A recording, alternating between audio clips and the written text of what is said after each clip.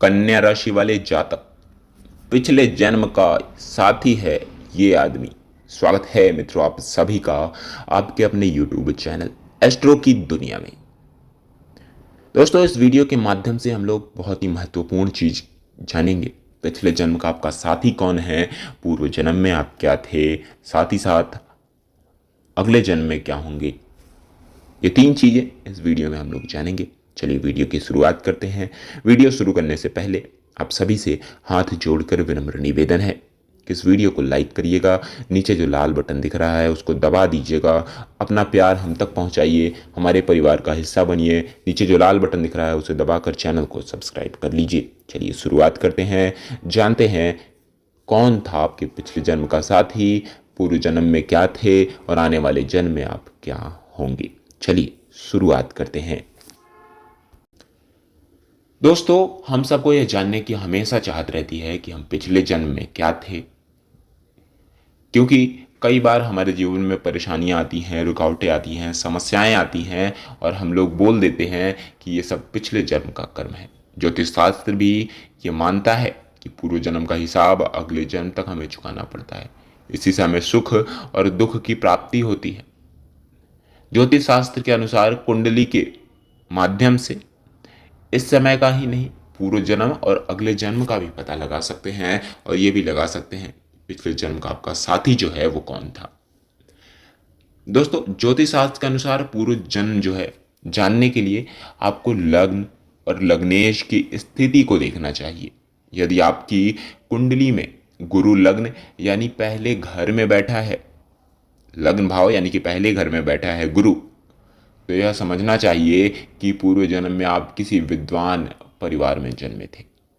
यदि लग्नेश मंगल अथवा सूर्य लग्न भाव में बैठा है तो आप पूर्व जन्म में क्षत्रिय रहे होंगे अथवा क्षत्रिय के समान आपके कर्म रहे होंगे।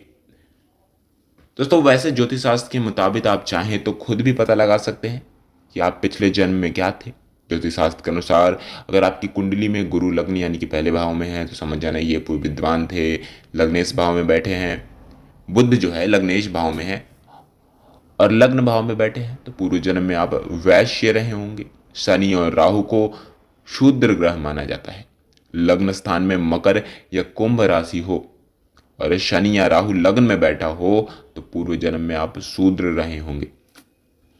दोस्तों, अगर आपकी जन्म पत्री यानी कि जन्म कुंडली में गुरु 5वें, 7वें या 9वें घर में विराजमान है तो आप पूर्व जन्म में धर्मात्मा, सद्गुणी, विवेकशील रहे होंगे। इसके प्रभाव से इस जन्म में भी आप पढ़ने लिखने में होशियार होंगे, पढ़ने लिखने में आप तेज होंगे। दोस्तों, जिनकी जन्म कुंडली में राहु पहले या 7वें घर में बैठा होता है उनकी जो है अस्वाभाविक मृत्यु हो सकती है, आकस्मिक मृत्यु जिसे कहते हैं। समय से पहले मृत्यु हो जाना अस्वाभाविक मृत्यु कहते हैं, आकस्मिक मृत्यु इसे कहते हैं। ऐसा व्यक्ति वर्तमान जीवन में चालाक होता है, इसका मन कई बार उलझनों में फिरा रहता है, वैवाहिक जीवन में आपसी तालमेल की कमी रहती है। दोस्तों, जिन व्यक्तियों का जन्म कर्क लग्न में हुआ है तो व्यक्ति पूर्व जन्म में व्यापारी रहा होगा। ऐसा व्यक्ति चंचल स्वभाव का होता है, छोटे मोटे उतार चढ़ाव के साथ यह जीवन में सफल होता है। जिसकी कुंडली में मंगल 6ठे, 7वें या 10वें स्थान में होता है वह पूर्व जन्म में बहुत ही क्रोधी व्यक्ति रहा होगा। इन्होंने अपने क्रोध के कारण कई लोगों को कष्ट पहुंचाए होंगे। इस जन्म में ऐसे व्यक्तियों को जो है वैवाहिक जीवन में परेशानियों का सामना करना पड़ता है। चोट और दुर्घटना के कारण कष्ट रहता है, समस्याएं ये रहती हैं। इन सारी समस्याओं को आपको झेलना पड़ता होगा। तो अभी तो हम लोगों ने ये जाना कि अपनी कुंडली के हिसाब से ज्योतिष शास्त्र में कैसे पहचान सकते हैं। इन सब बातों को खुद भी आप देख सकते हैं अगर आपको कुंडली देखने आता है। आप लग्न भाव जानते हैं, सभी घर जानते हैं, कुंडली में कितने घर होते हैं, 12 घरों के बारे में आप जानते हैं, 12 घर होते हैं कुंडली में। 12 घरों के बारे में जानते हैं, कौन सा घर क्या है, क्या चीज़ को दर्शाता है, और सभी ग्रहों का जानकार हैं आप, तो आप समझ गए होंगे। या फिर आपको ये सब जानकारी नहीं है, आप इन सब चीज़ों के बारे में नहीं जानते हैं, तो अभी जो मैंने जो जो बातें बताई, अपनी कुंडली का विश्लेषण करा के आप पता लगा सकते हैं कि आप पूर्व जन्म में क्या थे। इन सब बातों को ध्यान रखें और वहाँ पे अपने स्थान को देखें कि आपके किस स्थान में कौन सा ग्रह है, क्या इसमें से आ रहा है, इसमें से कोई मिल रहा है। अगर मिलता है तो आप पता कर सकते हैं कि आप पूर्व जन्म में क्या थे, आपका स्वभाव कैसा था, आपका व्यक्तित्व कैसा था, आप अमीर थे या गरीब थे, आपने क्या पाप कर्म किए थे, क्यों जीवन में अभी आपको दुख है। इन सभी बातों का पता इससे आप लगा सकते हैं। अब एक और बात करते हैं कि दूसरी बात जो है, अगले जन्म में आप क्या होंगे। उसके बाद आप बात करेंगे पिछले जन्म की साथी क्या थे, क्योंकि ये बहुत ही महत्वपूर्ण है, इसका इंतजार है आपको जानने का। पर पहले ये भी बहुत महत्वपूर्ण है कि अगले जन्म में आप क्या होंगे, पिछले जन्म में क्या थे। तो अभी हमने पिछले जन्म की बात कर ली, पिछले जन्म में आप क्या थे ये आपने जान लिया। अगले जन्म में आप क्या होंगे ये जानते हैं।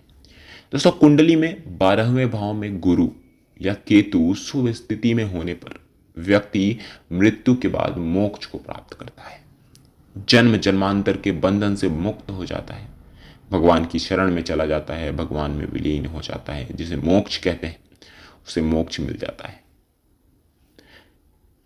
किसे मोक्ष मिलता है?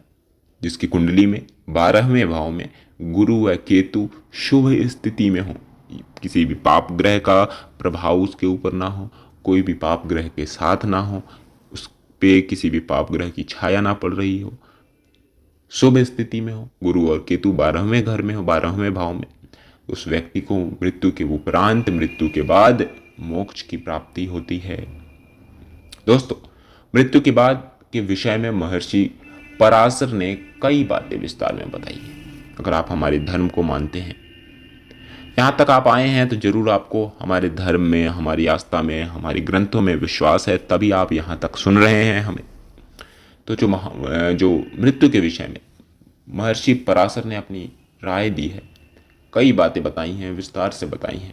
उनके अनुसार लग्न से 6ठे, 7वें अथवा 8वें भाव में गुरु होने पर व्यक्ति दो देवलोक में स्थान प्राप्त करता है, यानी कि स्वर्ग की प्राप्ति होती है। उसे अच्छे कर्म करता है, क्योंकि अगर ऐसी स्थिति रही अगर उसकी कुंडली में, तो वो अच्छा इंसान होता है, उसके कर्म अच्छे होते हैं। पृथ्वी लोक पे जब तक वो जीवित रहता है अच्छे कर्म करता है, पाप कम पुण्य ज़्यादा करता है, क्योंकि पाप थोड़ा ना थोड़ा इंसान से हो ही जाता है। कोई भी इंसान पाप और पुण्य की माया जाल से बच नहीं सकता। ये जो माया जाल पृथ्वी लोक पे है, पृथ्वी पे माया है, हर एक चीज़ में स्वार्थ है, हर एक चीज़ में मकसद है, हर एक चीज़ में लाभ है। व्यापारी जो हैं वो झूठ बोलता है लाभ कमाने के लिए, बिना झूठ बोले आम इंसान उसकी बातों को मानेगा नहीं, सच बोलेगा फिर भी नहीं मानेगा, क्योंकि उसके स्वभाव से ही लगता है कि वो झूठ बोलता है। उसी प्रकार कहीं ना कहीं कोई ना कोई पाप जरूर करता है। परंतु अगर कुंडली में आपके ऐसे योग बनते हैं तो आपको देवलोक की प्राप्ति होती है, देवलोकों में देवताओं के साथ आपका स्थान मिलता है। कब मिलता है ये? 6ठे, 7वें और 8वें भाव में गुरु होता है तब, और 12वें भाव में गुरु और केतु शुभ स्थिति में होता है, तो आपको मोक्ष की प्राप्ति हो जाती है। देवताओं से भी ऊपर सीधे भगवान के त्रिदेव के शरण में आप चले जाते हैं, विलीन हो जाते हैं त्रिदेव में वापस, जहाँ से निकले थे भगवान विष्णु के अंदर आप समाहित हो जाते हैं, उसी में मिल जाते हैं। परंतु अगर ऐसे योग नहीं बनेंगे और ये सब चीज़ें अगर नहीं हुई, तो आप फिर से जन्म जन्मांतर के चक्र में घूमते रहेंगे। जितनी भी योनियां हैं हमारे संसार में, सबसे आपको एक बार गुजरना पड़ेगा, फिर पुनः आपको मनुष्य योनि मिलेगा। ये मनुष्य योनि जो हमें मिलता है, हमें मोक्ष का द्वार है। ये हमें सिखाता है, यही एक मनुष्य योनि है जहाँ हम पाप कर्मों को धो सकते हैं, अपने पाप कर्मों का नाश कर सकते हैं, भक्ति करके भगवान की शरण में जा सकते हैं, मोक्ष को प्राप्त कर सकते हैं। मेन बात, अगले जन्म में, पिछले जन्म, माफ करिएगा, पिछले जन्म का साथी आपका कौन सा है। तो दोस्तों, आपके लिए जो कर्क लग्न का जो जातक है, इस जन्म में आपके जो सबसे करीब है, कोई कर्क, वृश्चिक और मकर लग्न का, राशि का नहीं, कर्क, वृश्चिक और मकर लग्न का कोई जातक अगर आपका परम मित्र है, इन तीनों में से कोई एक, तो वही आपके पूर्व जन्म का सबसे करीबी साथी था, वही आपके पूर्व जन्म का सबसे प्रिय साथी था। तो अगर कोई आपके जीवन में कर्क, वृश्चिक और मकर लग्न का जातक आपके संपर्क में है, आपके करीब है, तो उसका साथ जो है आपका भी मत छोड़िएगा, क्योंकि उसके साथ जो आपका बंधन है जन्म जन्मांतर का है। ध्यान से, बहुत लोग कंफ्यूज हो जाते हैं, भ्रमित हो जाते हैं कि मैंने कर्क वृश्चिक मकर राशि बोली है, राशि नहीं बोली है, मैंने लग्न की बात की है। जिनकी कुंडली कर्क वृश्चिक और मकर लग्न की होगी वे आपके पूर्व जन्म के साथी हैं। आप समझ गए होंगे, राशि की बात मैंने नहीं की है। उम्मीद करता हूं दोस्तों आप हमारी बातों से संतुष्ट होंगे तो कमेंट सेक्शन में जरूर बताइएगा। वीडियो पसंद आई तो ये भी बताइएगा कैसी लगी वीडियो, अपनी राय जरूर दीजिएगा। चैनल पे हमारे पहली बार आए हैं तो इस चैनल को सब्सक्राइब कर दीजिए, नीचे जो लाल बटन दिख रहा है उसको दबाइए। मिलते हैं आप सभी से नई वीडियो के साथ, तब तक के लिए जय श्री राधे।